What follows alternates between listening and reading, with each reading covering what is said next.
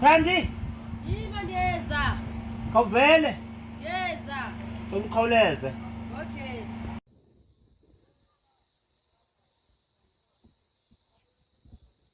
Yintoni ngoku?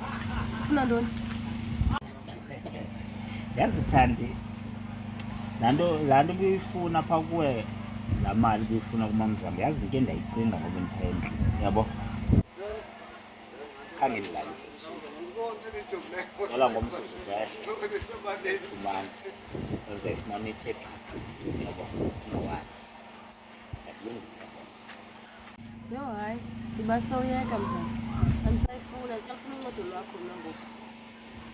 Hayi mani Thandi, uyabona Thandi, ngalaa mini wawufika phaa kum endlini, yabo? Wawufika ndiku-good mood, ndiku-bad mood, yabo Thandi? So ndathetha kakubi kuwe ngalaa mini, yabo? Ndiyafuna hlale phantsi Thandi, silungise izinto, yabo? Ndiyakubona ukuthi ungumntu olungileyo mani Thandi, yabo? Fika phaa kum silungise izinto. Ndithe kuwe yeka, sazilungiselela iingxaki zakwam. Andilifuni uncedo lwakho, nditsho nje. Thandi, ipride azokunceda ngani? Ubomi bude Thandi, kunedala nje ungandidinga Thandi, yabo? Because uba ndingasebenzisana nawe iinto zingalunga.